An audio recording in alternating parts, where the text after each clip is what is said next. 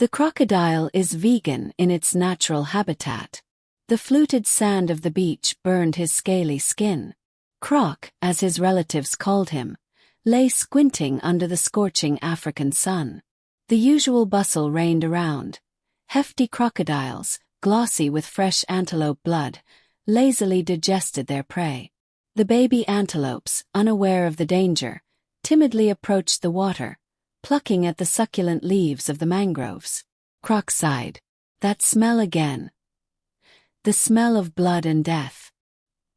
He closed his eyes, imagining the taste of ripe mango, juicy watermelon, and the crisp foliage of a young baobab tree. From the day he first tasted the fruit that fell into the water, meat ceased to be food for him. He became an outcast. The croc is a herbivore. His relatives hissed, looking with contempt at his thin figure. One day, an old female who had lost her cub came up to him. "You're different, Croc," she whispered. "There's no bloodlust in your eyes. Maybe you can protect them." She pointed to a herd of baby antelopes playing carefree on the shore. Croc thought about it. To protect those whom his kind considered prey seemed crazy, but something in his heart responded to her words. He looked at a large crocodile approaching them, licking its lips in anticipation of easy prey. Fire flashed in Croc's eyes. This was his chance. A chance to prove that even a crocodile can choose a different path. The path of peace, not blood. And this path may be much more dangerous. The croc rose slowly, thrusting its bony paws forward. His body, depleted by a diet of fruits and leaves, looked pitiful against the background of a muscular predator. The kinsman grinned, revealing rows of sharp teeth.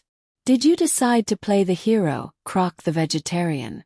Don't expect mercy," he growled, preparing to attack. But Croc didn't back down. He knew that the force was not on his side, but he had a purpose. He let out a low, guttural growl, unusual for his kind. It was not a predator's roar, but a warning roar. The antelope cubs, frightened, huddling together. The croc stood between them and the attacking crocodile like a human shield. The battle was short-lived. Croc was weak, and soon he felt the pain of the predator's teeth digging into his shoulder. But he didn't give up. Using all his remaining energy, he swung his tail at the attacker's face, knocking him aside. The kinsman, stunned by the unexpected resistance, retreated, hissing angrily. The croc collapsed on the sand, bleeding profusely. The old female crawled up to him, her eyes full of gratitude. The baby antelopes approached timidly, sniffing him as if thanking him for his rescue. Croc closed his eyes, feeling the sun caress his face. He chose his path, and despite the pain, he felt that he had done the right thing. Perhaps one day his act will become an example for others, and the world will become a little kinder. Croc's heavy breathing echoed in the silence of the savannah. He lay there feeling his life drain away, but there was no regret in his heart. He saw a glimmer of hope in the antelope's eyes, and that was his reward. He, a vegetarian rejected by his pride, became a hero to those who needed protection. The sun was sinking towards the horizon, turning the sky purple. Croc felt that his strength was failing him. He remembered his life full of ridicule and misunderstanding. He had never shared the cruelty of his kin, nor understood their thirst for blood. His food was the fruits of the earth, and he found beauty in peaceful coexistence. Soon, a small group of animals gathered around the croc. There were antelopes, zebras, and even a few birds. It was as if they sensed that something important was happening. They silently watched the dying crocodile, showing respect for his latest feat. Croc opened his eyes and looked at them. He saw gratitude in their eyes, not fear.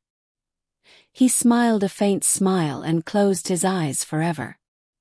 His body remained lying on the sand, but his deed remained in the hearts of those whom he saved.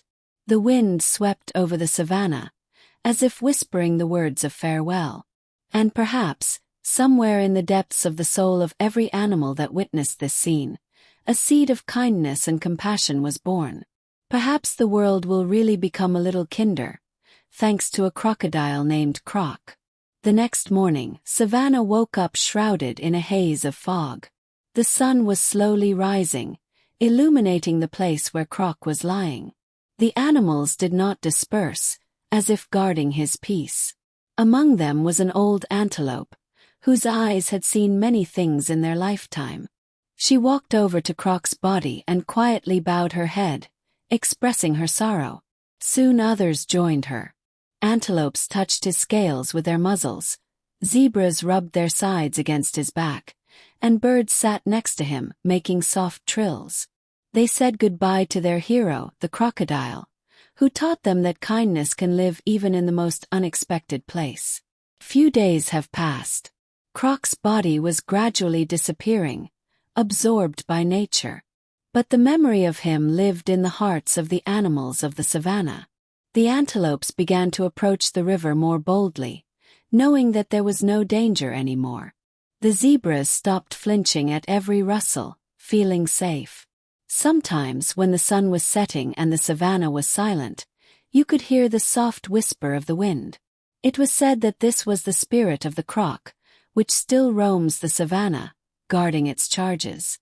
He has become a legend, a symbol of hope and proof that even one person, or in this case, a crocodile, can change the world for the better.